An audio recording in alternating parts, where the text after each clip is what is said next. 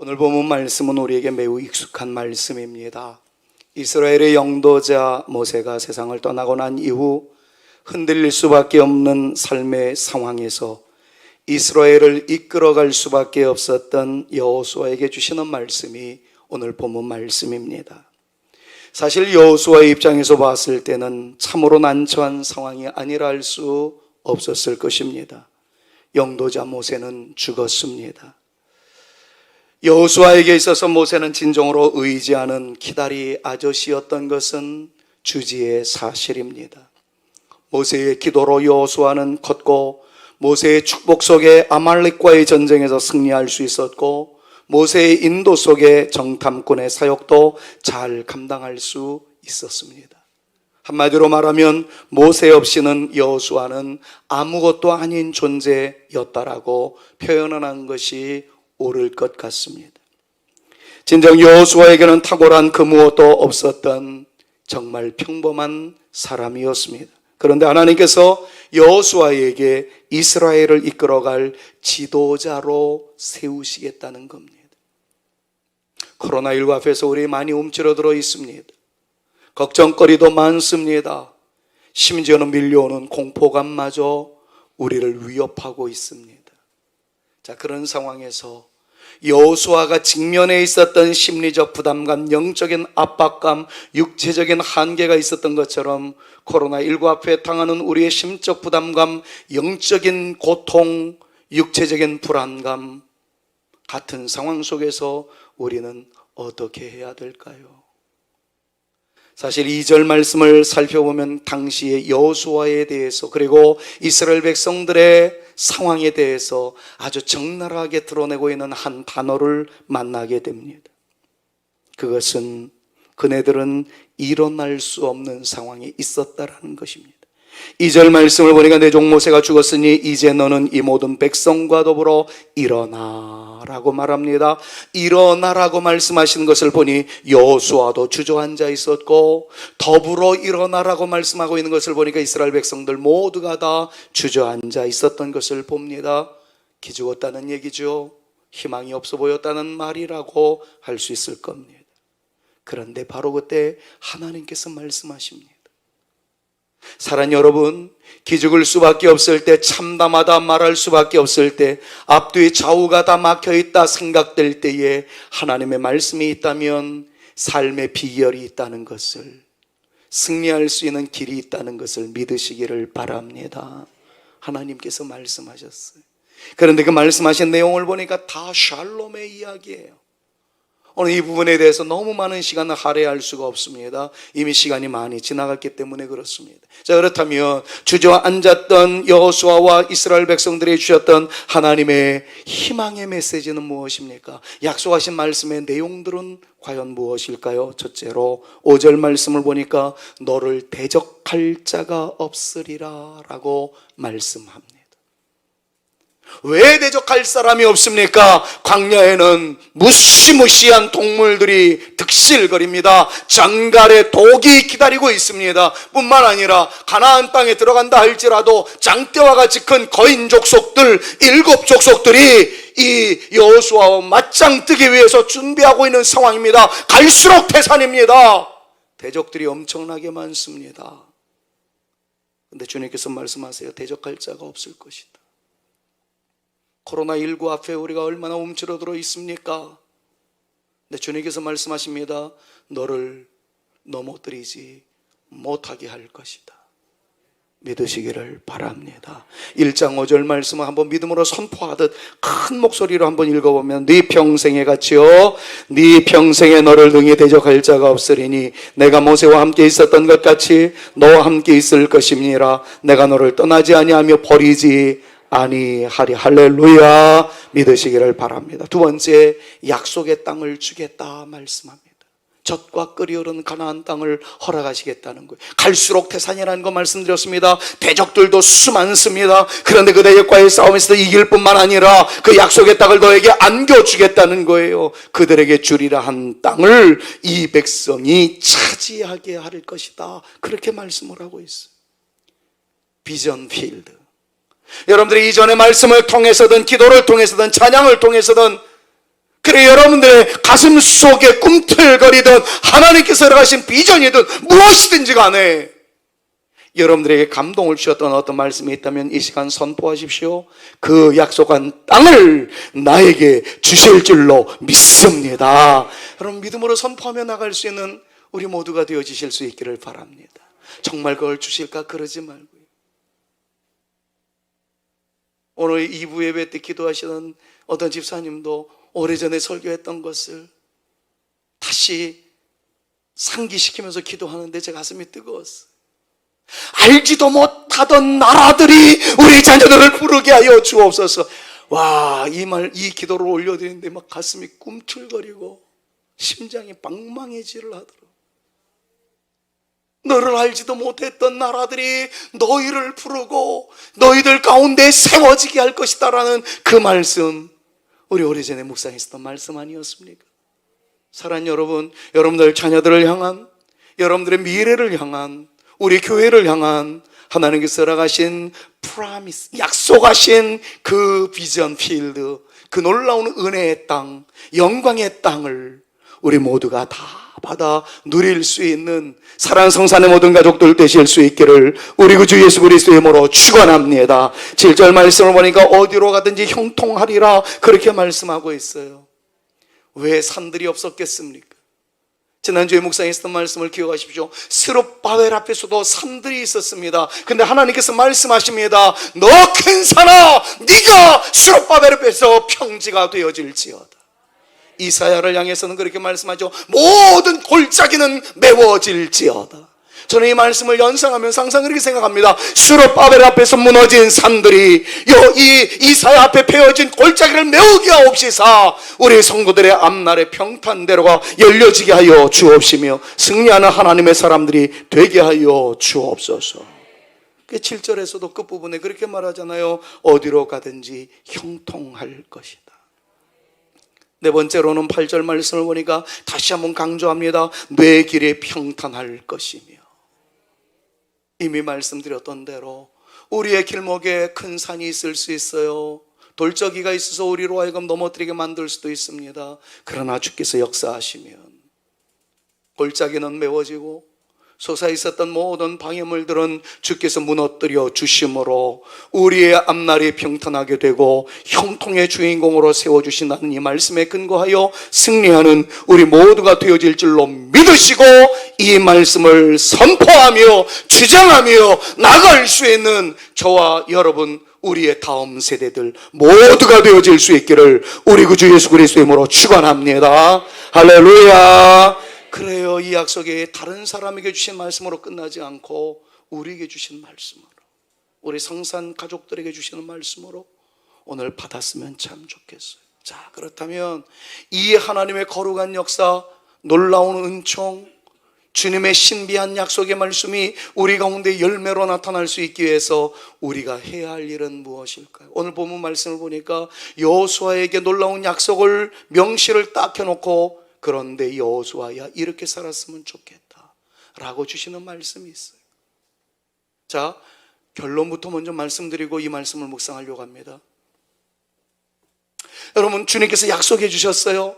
우리가 해야 할 일이 있습니다. 그런데 우리의 해야 할 일을 다 묵상하고 난 다음에 여러분들이 떠올려지는 생각이 아멘으로 받는 분들도 있겠지만 다른 한쪽에서 내 그럴 줄 알았어.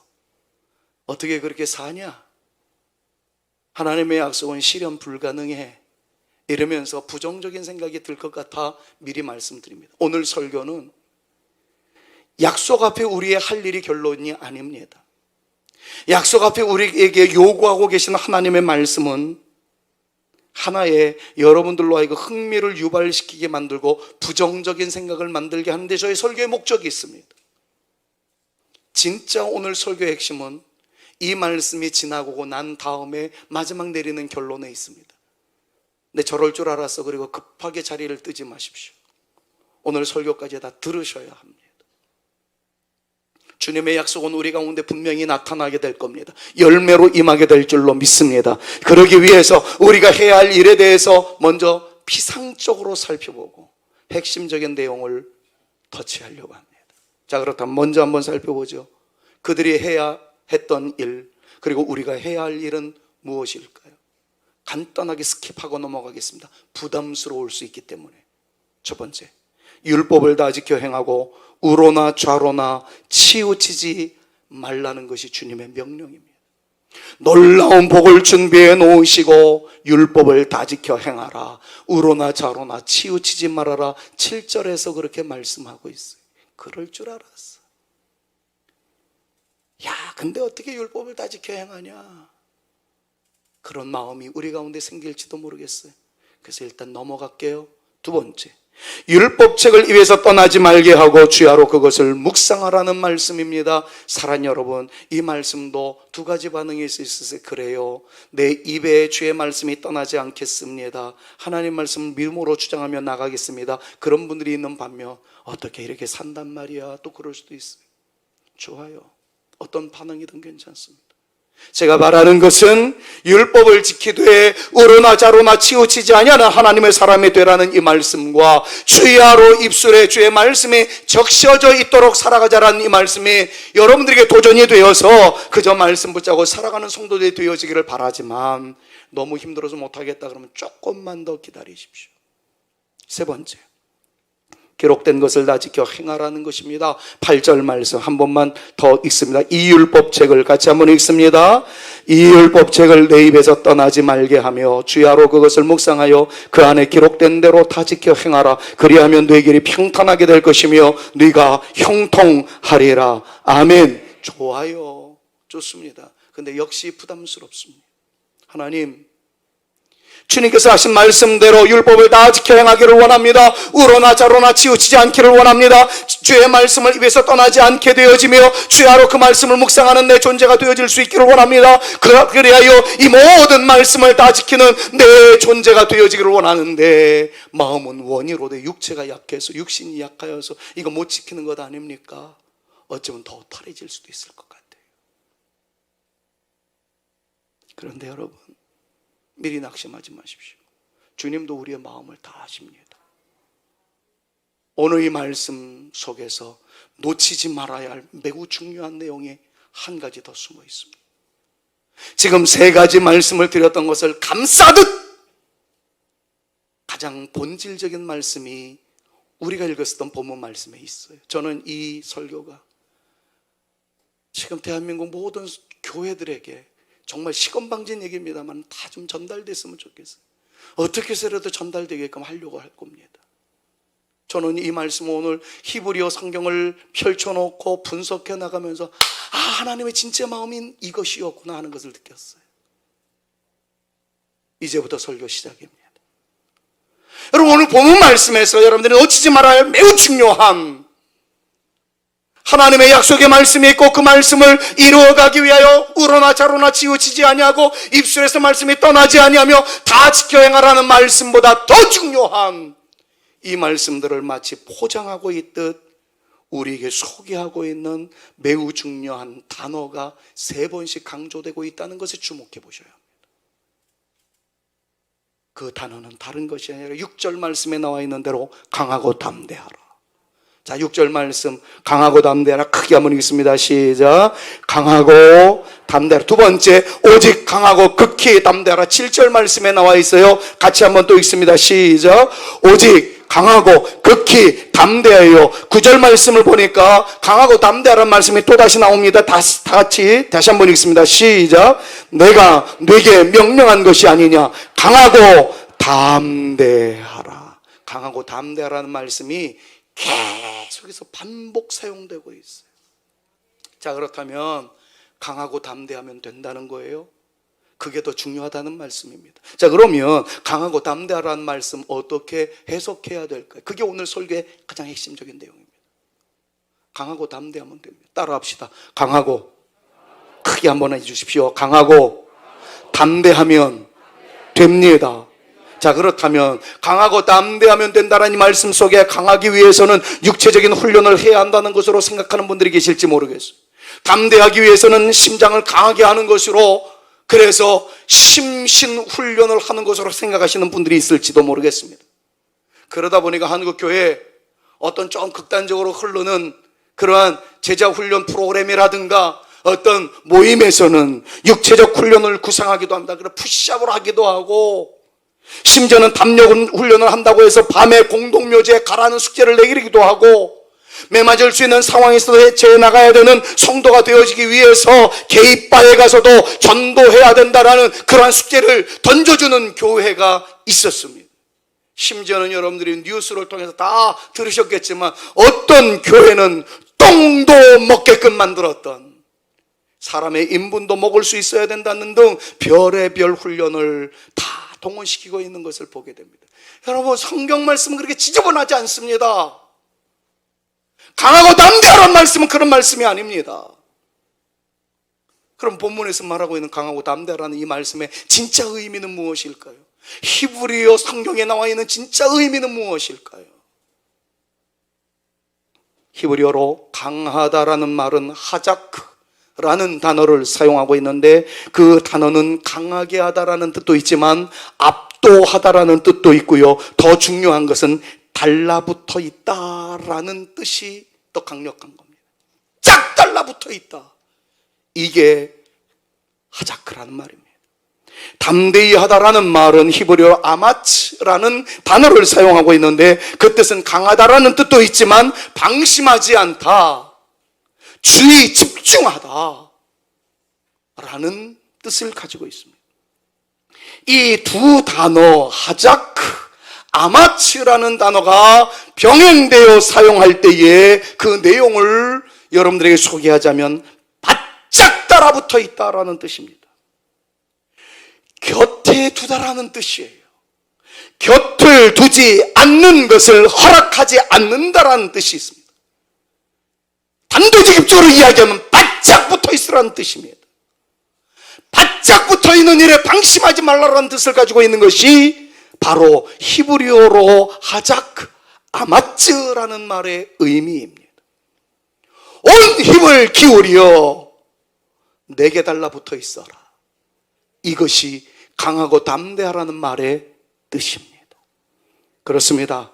하나님께서 여호수아에게 하신 말씀, 그리고 우리에게 하시는 말씀은 어떤 특별한 행위를 요구하고 계시는 말씀이 아니에요. 담대하기 위해서 공동묘지 가라, 그런 말씀이 아닙니다.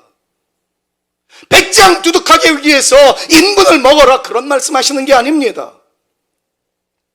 바짝 달라붙어 있어라, 이 내용을 구체적으로 설명하다가 보니까 말씀을 떠나지 말아라, 너의 입에서 주의 말씀이 머무르게 만들어라, 주야로 묵상하거라, 다 지켜라, 그렇게 말씀하셨을 따름이지, 오늘 본문 말씀에서 가장 중요한 하나님의 마음은 나에게 바짝 붙어 있어라, 너와 나 사이에 곁을 두지 않는 모든 일체 행동을 금하라, 금하라. 사랑하는 여러분, 좀 심한 표현을 하겠습니다.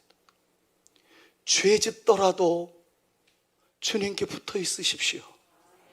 어떤 상황이 와도 주님에게서 떠나가지 마십시오. 그게 강하고 담대한 성도들의 태도라는 거예요. 송구스러운 일을 하더라도 하나님께 바짝 붙어 있으라는 뜻입니다.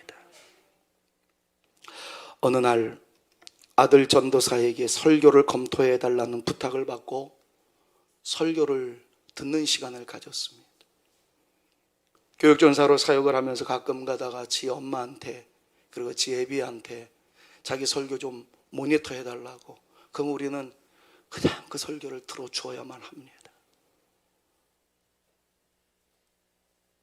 설교를 듣는 순간 감동했습니다.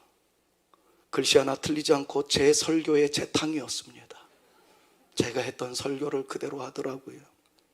그런데 아들의 입을 통해서 터져나온 설교는 더 저의 가슴을 뛰게 만들었습니다.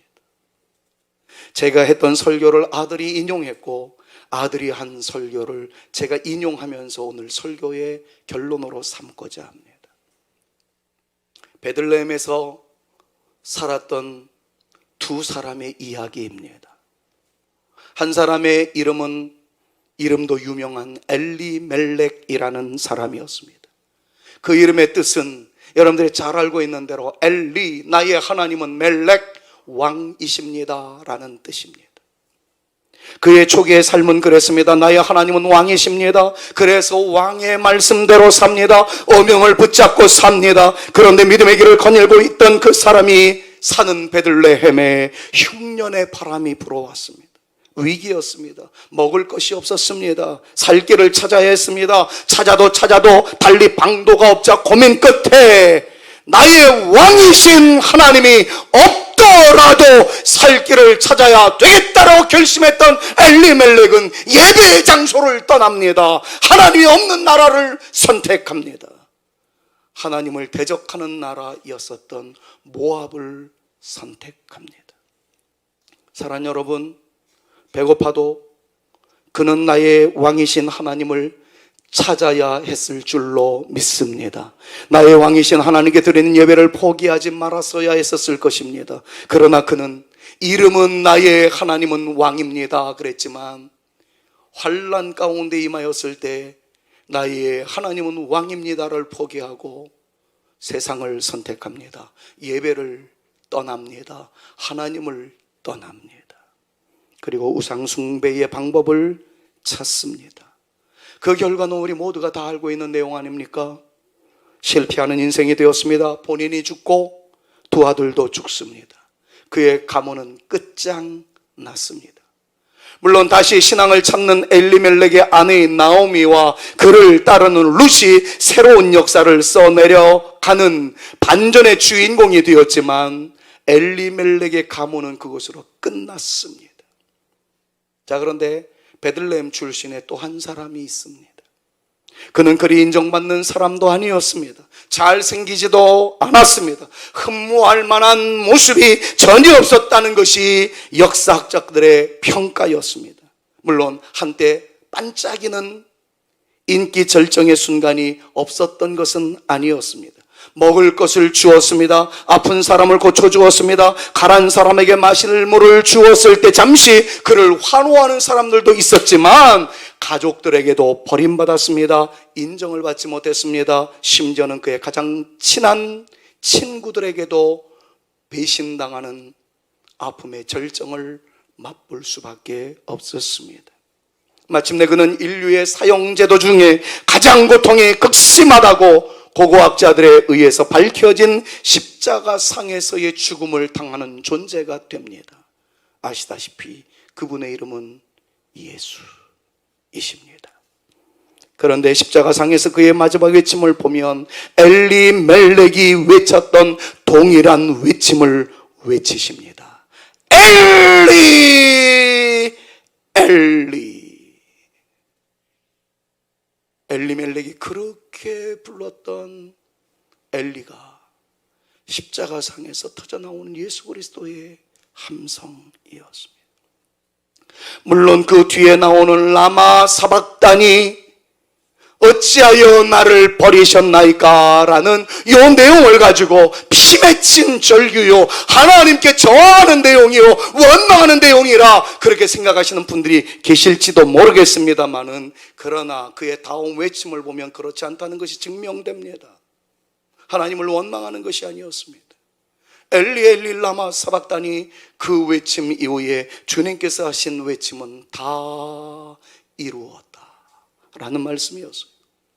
하나님께서 예수님께 주셨던 시대적 사명을 다 이루셨다는 것입니다. 그 시대적 사명은 나를 위하여, 나를 대신하여 십자가의 죽음으로 우리의 죄를, 나의 죄를 용서하시는 그분의 사역이었습니다. 테슬레타이, 이 모든 것을 나는 다 이루었다. 그리고 또 외칩니다. 내 영혼을 아버지의 손에 맡깁니다. 부탁합니다. 그 말씀을 하셨어요. 자, 이 내용을 자유주의 신학자들이 이야기하는 논리대로라도 한번 생각해 보십시다. 100번 양보해서 그들의 말을 그대로 수용해서 한번 전개해 보겠습니다.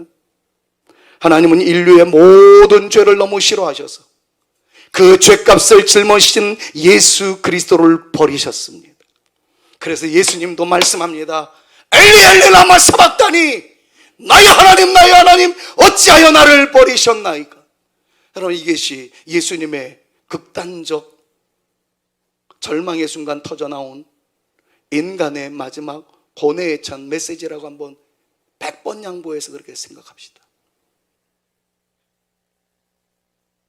사실 예수님도 인간이었기 때문에 인간의 모양으로 인류의 죄를 담당하시는 순간 고민이 이만저만이 아니었습니다. 그래서 겟세마네 동산에 올라가셨을 때 기도할 때도 뭐라 그랬습니까? 하나님, 할 수만 있으면 이 잔을 내게서 옮기시옵소서. 이게 예수님의 솔직한 마음이었어요. 너무 부담스럽다는 거죠. 무겁다는 겁니다. 그러나 예수님은 피하지 않았습니다.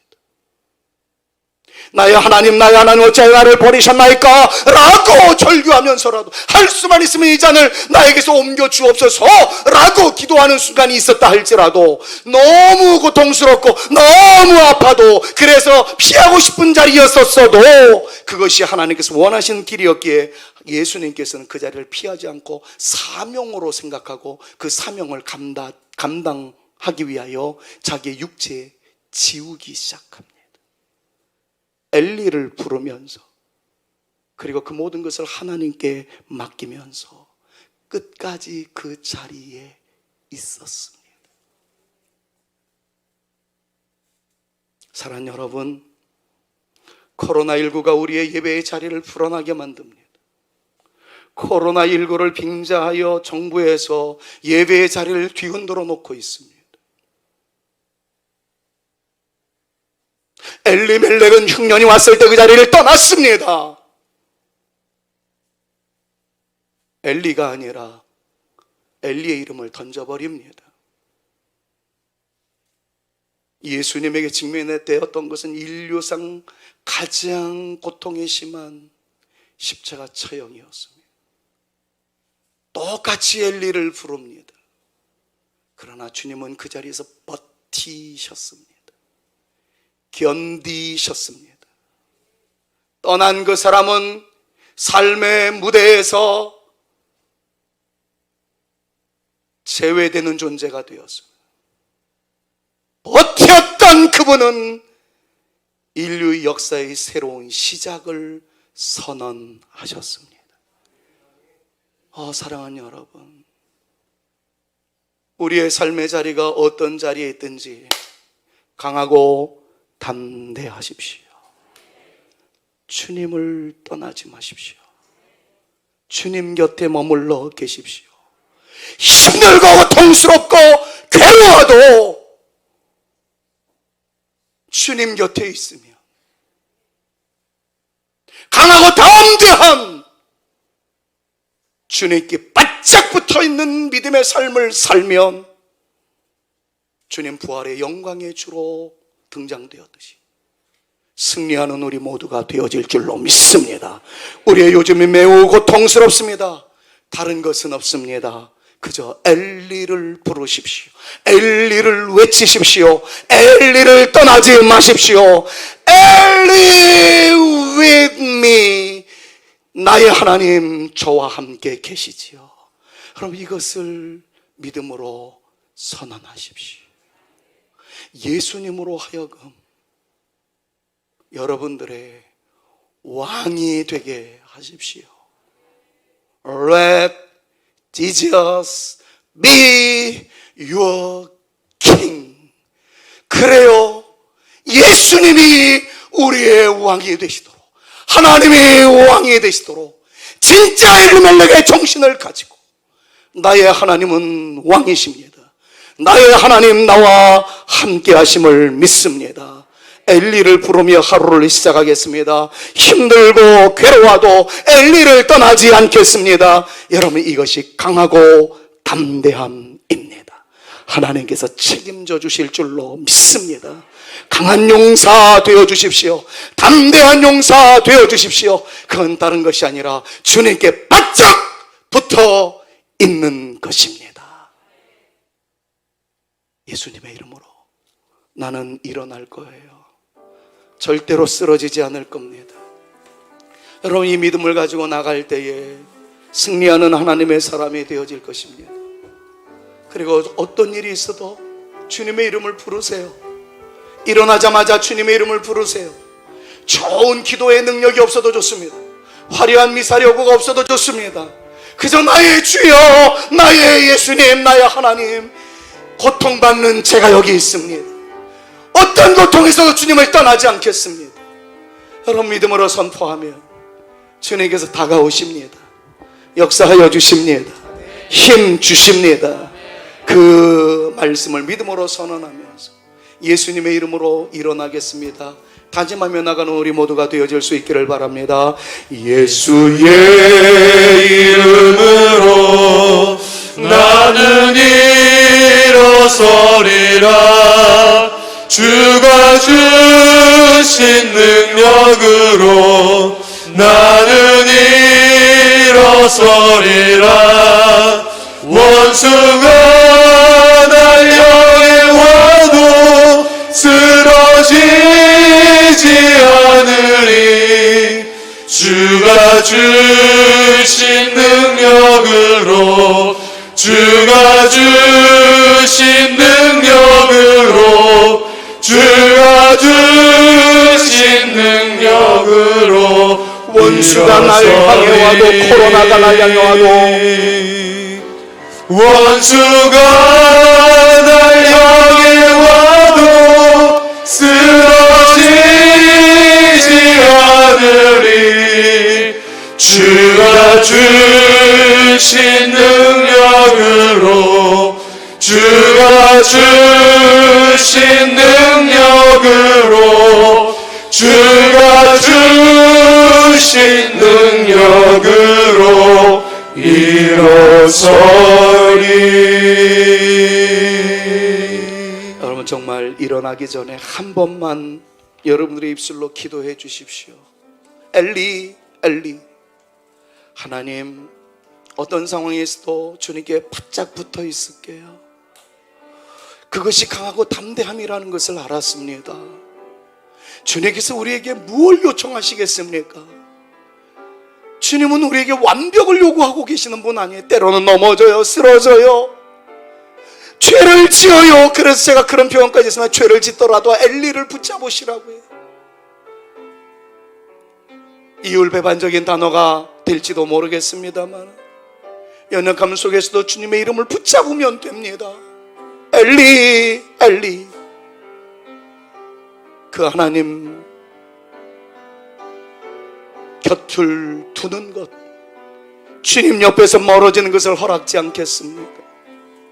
주님의 이름을 부르며 나가겠습니다. 여러분 이런 결심을 가지고 한번 기도하심으로써 승리의 감격이 우리 가운데 넘쳐날 수 있기를 원합니다. 다 같이 기도하십니다.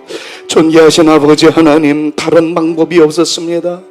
엘리, 엘리. 그 하나님이 나와 함께 하심을, 나 또한 주님을 떠나가지 아니하는 주님 곁에 바짝 붙어있는 것이 강인함이요 담대함이요 그렇게 살아가는 승리의 비결임을 샬롬으로 임하는 길이라는 것을 깨달아 싸우니 하나님, 그 삶의 원칙을 잊지 않게 하여 주옵소서.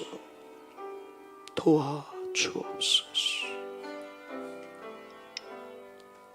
예수 그리스도의 은혜와 하나님의 사랑과 성령님의 교통하심이 어떤 상황에서도, 모진 고통 속에서도 나의 하나님, 우리 하나님을 꼭 붙잡고 곁에서 떠나지 아니하며 바짝 붙어있는 존재가 되는 강하고 담대한 존재가 됨으로써 마침내 승리하는 내 인생 되어지기를 원하오니 우리를 사로잡아 주시옵소서. 기도하며 나가는 주의 택한 자녀들 머리 위에와 저들의 가정 위에와 우리 교회 위에와 흔들리는 상황이나 흔들리지 않겠다고 몸부림치는 조국 대한민국 위에 이제로부터 영원토록 함께 있을지어다.